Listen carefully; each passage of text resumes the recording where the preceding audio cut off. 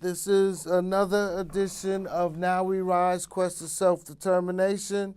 We're starting on our repeal and replace number 45 with our fake news, believe it or not, and opposition research. Our guest today will be Lotito. Your president claims that he was going to bring us all together. But hate crimes are up 24%. Do you think he's bringing us together or pulling us further apart? Well, he's definitely been a divisive president. Although if you ask his supporters, they would have said the same thing about Barack Obama. They believed that Barack Obama was very divisive, that he led to a lot of racial tensions in the United States, whether you believe that or not. So this is kind of a narrative that's been carried over now. And now if you ask a Trump supporter, they would say, no, Trump has brought us together. Everybody who I know who's a Trump supporter, people come from these disparate political opinions to come together and support Trump. But those disparate political opinions are, there's a white nationalist over here, there's a billionaire over here, not the political opinions of the people who represent the sort of 99% and the people of this country who want inclusivity and who actually want to bring politics to bring people together. So yeah, Trump has been divisive. His followers have been divisive. To be fair, people on the other side have been divisive as well, and with good reason, because in many ways, many Trump supporters can't be reasoned with at this point. They've been conditioned not to care about the news. They've been conditioned to follow what Donald Trump says, not really care too much about facts and figures and statistics and things that might actually be true. So that's led to a lot of division as well. It's difficult to have a real debate with somebody. Wow. Since you brought that up, who does that remind you of? Who else went around doing stuff like that? Well, I don't know. I can think of some politicians in the past who have been particularly divisive and who have had policies like Donald Trump. Certainly, one thing I'll say about Donald Trump is that at least in the history of American politics, Trump has been a bad president, and in 1 year he's already easily surpassed most presidents in terms of badness. He's still not quite the worst, I don't think. You think there's somebody who's worse than him? Well, you think about James Buchanan, whose presidency kickstarted the Civil War. You think about Andrew Jackson, who had the Trail of Tears under his watch. So many presidents who, oversaw slavery and did nothing about it. Presidents who were there during Jim Crow and did nothing about it. So, and don't get me wrong. I think if Donald Trump could wave a magic wand, he'd go back to the days of Jim Crow. I think he would also get. I think he's trying. I think he's absolutely trying. So don't get me wrong, but in terms of his effectiveness as a president, what he's actually done, fortunately, he's been too blundering and too stupid to do much of anything. He's got this tax bill passed. He signed some executive orders, but he hasn't been effective enough to be the worst president ever. But he's still quite bad. Okay, I'll agree with you that one. Yeah. You think he'll ever be able to get his act together? A lot of his people I've noticed have said that behind his back they call him stupid. Yeah.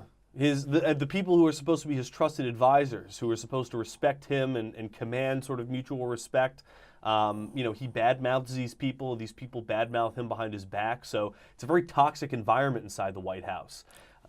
You heard about the new book that came out today? I heard about that book. It's got some, the Fire and Fury book is definitely going to go down as one of the great political tomes, I think. And his lawyers gave him cease and desist order? Well, so they upped when they're going to bring the book out. Yeah, they decided they were going to bring the book out a little early, which turned out to be a great idea because bookstores sold out in minutes. Yeah. Amazon sold out. Everybody sold out. For somebody that's the art of the deal and into good deal making, don't you realize that if your lawyers give a cease and desist against someone, that only sells it? Exactly. He doesn't recognize it. It's what's called the Streisand Effect. Have you ever heard of this? No. Barbara Streisand one time tried to get an aerial photo of her house erased off the internet, and all it did was increase interest in that photo, and everybody started looking at it. And the same thing is happening with this book. Donald Trump goes in with his lawyers and tries to leverage this cease and desist, and what happens? People say everything in this book must actually be true. I wouldn't have even heard about this book if Trump hadn't made such a stink about it. So now everybody's buying it, and everybody's buying into all the stuff that was said. This guy had a couch in the West Wing for months and months of this administration. He was interviewing people, had unprecedented access. I hear now that, what is he repeated himself, something like Alzheimer's going on? They're talking about his mental capabilities, and people have invoked the 25th Amendment at times, which allows you to remove a president from office if his mental capabilities don't allow him to serve his duties. And yeah, there's some excerpts in that Fire and Fury book about how he tells the same stories every 10 minutes. He can't recognize the faces of people he's supposed to know. These are signs of dementia, and dementia does run in his family, so it doesn't... Really? Yeah, so it's not super out of the question that he would have it. And when you look at the way he talks, the rambling way that he talks, he can't stick to one topic. He jumps around to different things. Yeah, his mental state, you can tell that there's cracks crumbling there, even if he hasn't totally lost it. He's definitely not the most fit for the job. You think we should have found this out a little earlier? A lot earlier? It would have been nice. I don't know if you remember during the campaign, but people interviewed his doctor, his family doctor, who... No, I didn't remember that. Yeah, the guy was like a kook, He was, some very, very small private practice type of guy who, looked like he was straight out of Woodstock and, said, oh, yeah, Trump is the healthiest guy I've ever seen, all this, talking as Trump would talk about himself. But, in terms of a real physical done by a real professional, that's something that we haven't had yet. Just like he hasn't released his tax forms. We haven't really gotten a lot of secrets around Donald Trump. We need transparency. Yes, something that's sorely lacking in the Trump administration. So what do you think we should do? How should we acquire this? Well, if you want to repeal and replace a president, the best way to go about it is to impeach. And as we know, Donald Trump has already committed some impeachable offenses. But history has showed us that we've never done that with, say, Republican-run House. It was always the opposite party that impeached. Well, I think there's a couple things. So first, after 2018, it may very well be the case that the Democrats do take both houses of Congress. They're already very close in the Senate, and Republicans have expressed privately that they're actually scared of the Democrats taking over the House as well. So if the Democrats are able to make big gains, they might have that ability. With this one in Alabama, it makes it, what is it? Doug Jones, yeah. 49 to 51? Yes. I think so. I think it's going to be a turnaround. I think there's a very good chance. I think you saw the first wave in these last elections where there weren't a lot of positions up for election, but the ones that were, Democrats won big.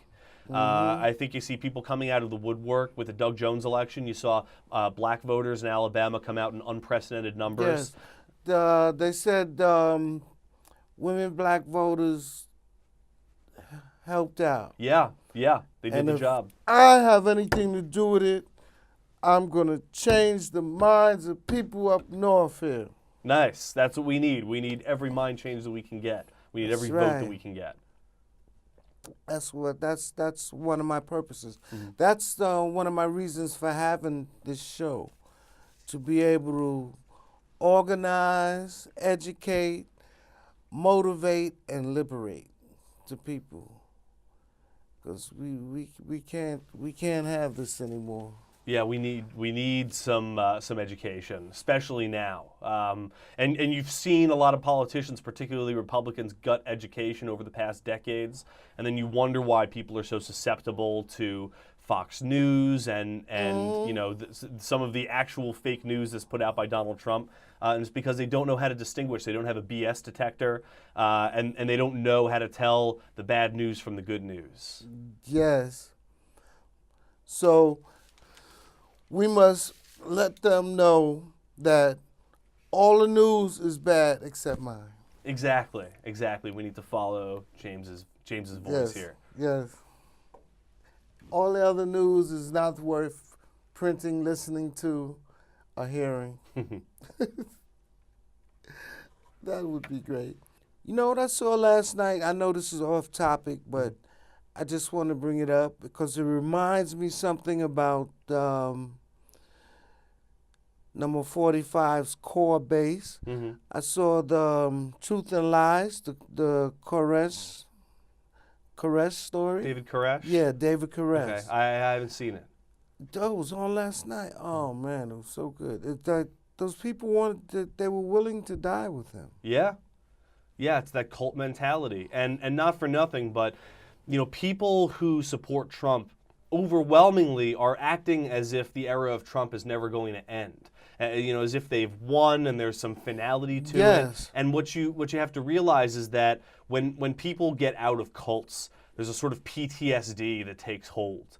And I think, especially if Trump goes down in the Mueller investigation, if he goes to prison, if his administration falls apart, I think you may see some people sort of in a state of shock, not knowing where to go next politically. And they'll say, it was the system did it, and not, you know what I'm saying? Right, they'll deny, they'll rationalize. In denial. Sure. Yes. I can see that happening. I can see that. Yeah. And granted, the people who support Trump, that minority is shrinking, and his approval ratings are slowly down, but surely. Yes, and the people who don't support Trump strongly disapprove of Trump. That's the important thing. They're not nonchalant about it. They really dislike Trump, and that's why I think they're going to come out and vote this year. Yeah, that is true, but his supporters, they hold on strong. They had. I saw they did the survey of some of his supporters. I don't remember what it was about though, but they were advocates, were really motivated supporters. Mm-hmm. They couldn't believe that it wasn't true what he said, whatever it was, and it was like. But they said, well, didn't you see this? No, that's fake news, They've been conditioned to call anything that they don't agree with fake news. And they're allowed to do that because there's now a large group that's coalesced that reinforces that bad behavior. And the internet has enabled that in a big way. But Trump has also enabled that in a big way. It's he that got all these different groups together, these Tea Partiers and white nationalists and whatnot, all got together to support Trump. So, what do you think we should do about this? Well, like I said, I think you got to repeal and replace. And I think that Trump has committed some impeachable offenses already. You think so? Oh, yeah. Well, I think he's committed two big ones for sure. There's obstruction of justice, and that occurred when he fired James Comey as the head of the FBI while he was being investigated. And two is breaking the constitutional emoluments clause. I can't say that word correctly, but basically the clause that says that a president can't accept gifts from a foreign entity. And foreign entities are staying at Trump hotels. They're pouring money into Trump's coffers as a form of gifts. I think what you mean is he's not supposed to be making money. Yes, he's not supposed to be making money off the president. Because every time he goes to one of his hotels, not only, and then all the people, the press, the Secret Service, so they're all paying for this. Exactly. Something like $46 million, I want to say, was spent on Trump golfing this year. And a lot of that is going directly into Trump's pocket. And did you believe, I think somewhere I saw where they did a survey of how many times he's been at the golf club as compared to Obama. Oh, it's not even close. Yeah. And he was always complaining to Obama to stop doing it. Well, how's he doing it? What goes on here? Have you forgotten? The problem with Trump is it used to be that politicians had to have some degree of shame. And when they would do something like that, they would be shamed into leaving office, or their supporters would all go away. But Trump supporters don't hold him to that standard. They don't make him feel shame. They don't make him own up to his actions. So he they has no reinforce it. shame. He has no shame. He has no scruples. He just does whatever he wants to do and whatever he feels he needs to do in order to better his own position. Whether that's lying with bold-faced lies, complete hypocrisy, he just does whatever he wants. That's a very interesting way of looking at it. And you know, I think you're right. I can see that. Mm-hmm. I can see that. He's held to a very different standard. Yes. And his supporters let him get away with it, and other Republican politicians let him get away with it. That's why they're all so they're so complicit with what's going on. Like you said, they're not going to get Trump out of office. They're not going to impeach him until the Democrats have both of these houses of Congress. And the reason for that is because the Republicans are just too chicken to do it. They just don't want to do it, and so they are complicit. Not only that, but I also want to go after a couple others. What's the one that had that meeting when Obama was sworn in? They said we're going to obstruct. We're not going to help him. Yeah. I want to say that was Mitch McConnell. Yes. But I've heard that story as well. On the night that he was swearing him in, he had the meeting that they're going to obstruct Obama. And he carried it out, for sure. Yeah. Oh, imagine what Obama could have done if he actually had some support in Congress. Yeah, he had no support. He had to do everything himself. Need to repeal and replace him too, Mitch McConnell. We're going through the Republican Party. Unfortunately, the Republican Party right now is rotten from the inside out. All Good. of its leaders are. And frankly, Republicans have just started to see the United States as a golden goose, and they're trying to milk it for every dollar it's worth, and that's not a good political philosophy. It should not be, but it is. So, well, for some reason it works, and they've convinced enough people to continue voting for these tax breaks for billionaires and throwing poor people off their insurance, etc.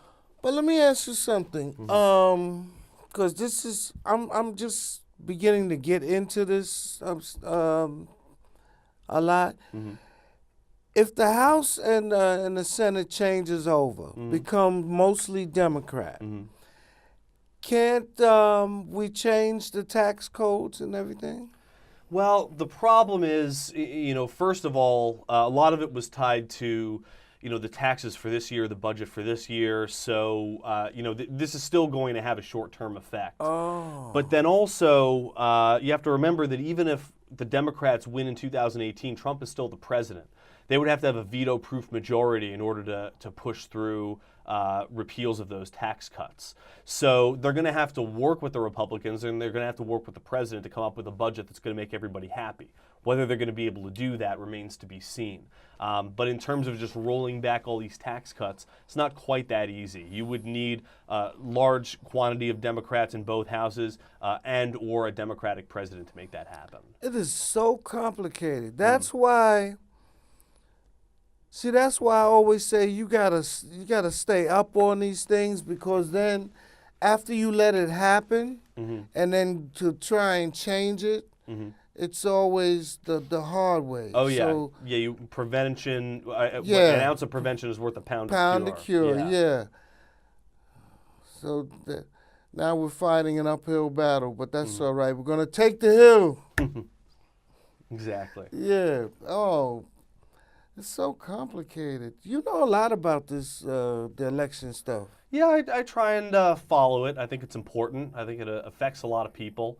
I try and follow local politics as well, New York politics, but national politics is extraordinarily important. That's very interesting. I'm just becoming aware of a lot of things involved with this, because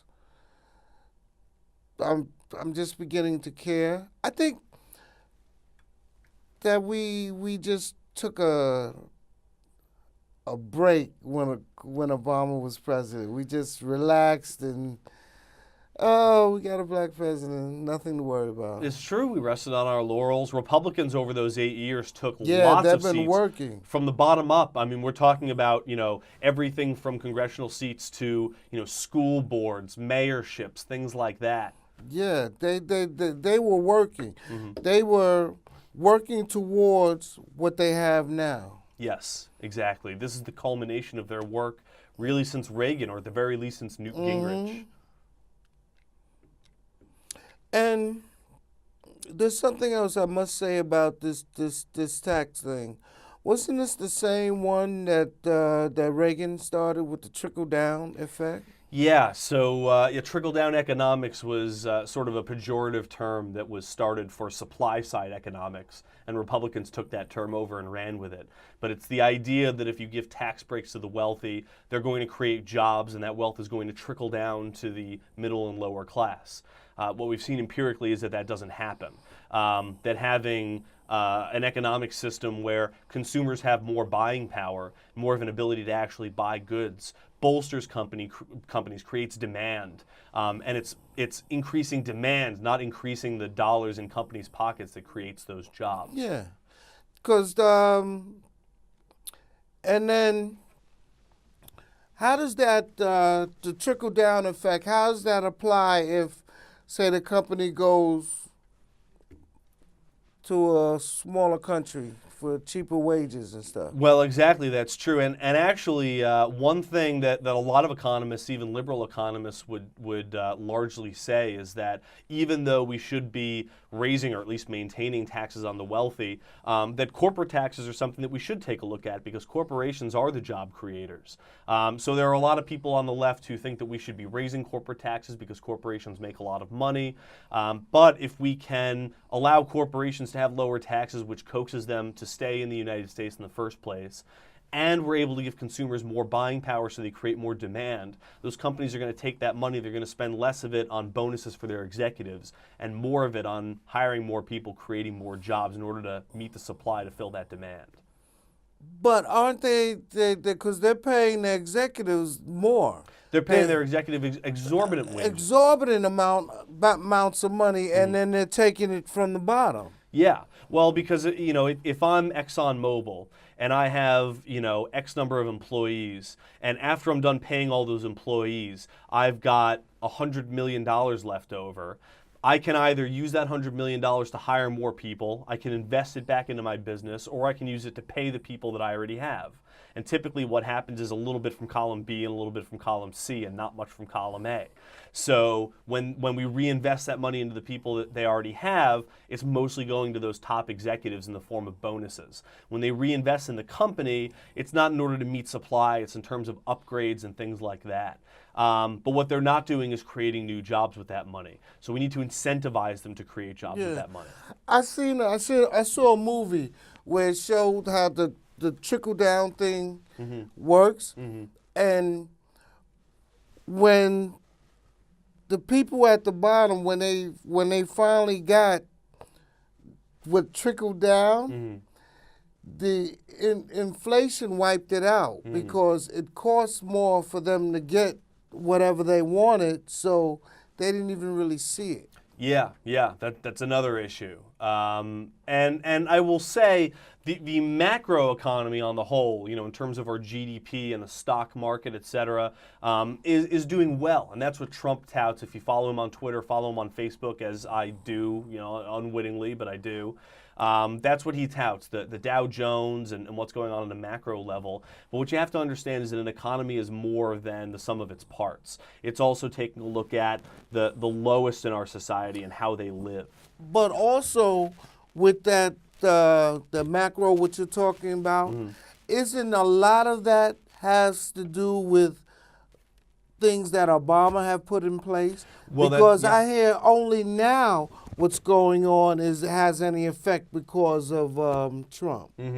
Well, if you look at the raw numbers, yes, you could say the Dow Jones is at an all-time high. But in terms of growth, Obama's first year actually saw more growth than Trump's first year. It's just that Obama's first year, we were coming out of the Great Recession, Yeah. and so that growth, wasn't going to be as many, hard dollars. It was going to be more of a percentage. But when you think about the economy that Obama took over versus the economy that Trump took over a booming economy that was growing year over year. And he's going to turn it around. He very well may. Very well may. Yeah, it's going to turn around. Obama he was in recession.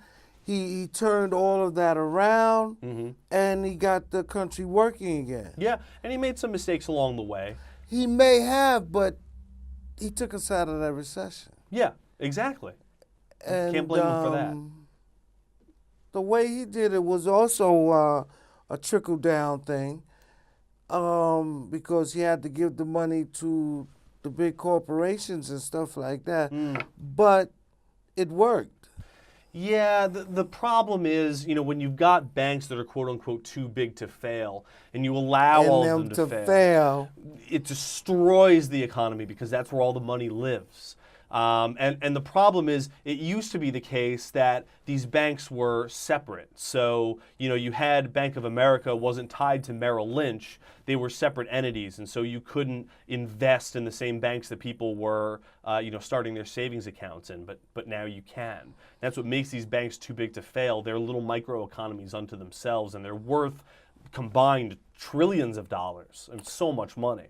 So, with Trump stopping a lot of the regulations and stuff like that, do you think he's setting us up for it to happen again? Well, yeah, when you look at what happened during the housing crisis, a lot of that was due to lack of regulations and the fact that people could take bad mortgages and pass them off as collateralized debt obligations with decent ratings and pass them off to investors. And once that bubble burst, a lot of that was due to the deregulation that happened during the Bush and Clinton eras.